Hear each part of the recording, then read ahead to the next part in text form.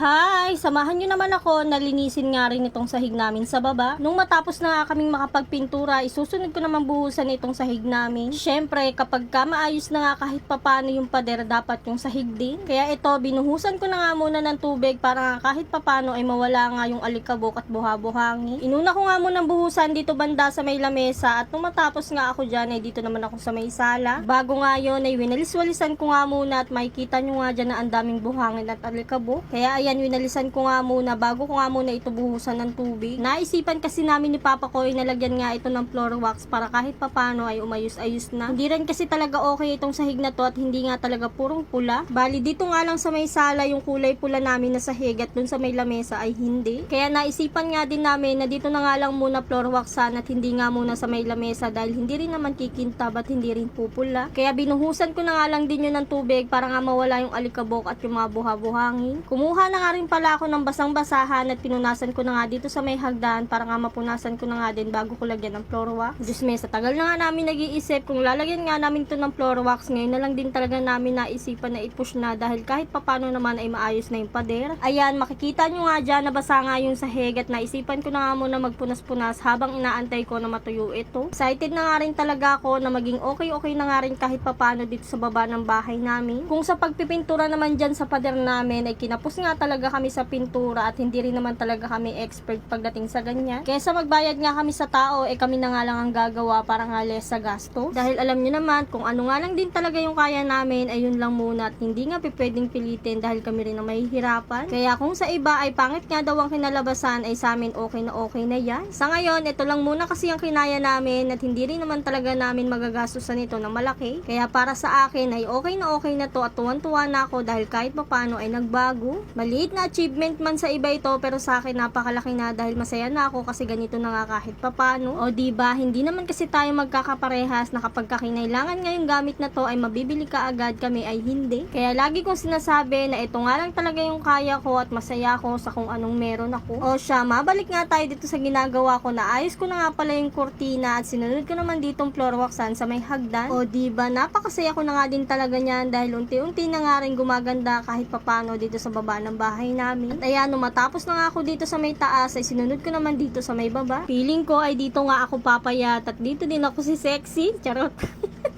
Paano ba naman kasi simula dito sa may taas hanggang dito sa baba ay pa-floor waxan ko nga. At ayan, nung matapos na ako dito sa may hagdan ay sinunod ko naman dito sa may sahig. Pansin na pansin nyo nga dyan na puting-puti na nga talaga itong sahig at hindi nga talaga na pa-floor waxan. Pero ngayon ay malalagyan na at iba na nga rin talaga yung itsura kapag ka nilagyan nga na itong floor wax. Gustuhin ko man lagyan ito ng vinyl o linoleum ay hindi nga talaga uubra dahil medyo pricey. Kaya ayan, kakapit na nga muna tayo dito sa floor wax. O diba, sayang-saya pa nga ako kahit nga nagbubunot na nga ako dito at eto na nga talaga yung way para sumexy ako.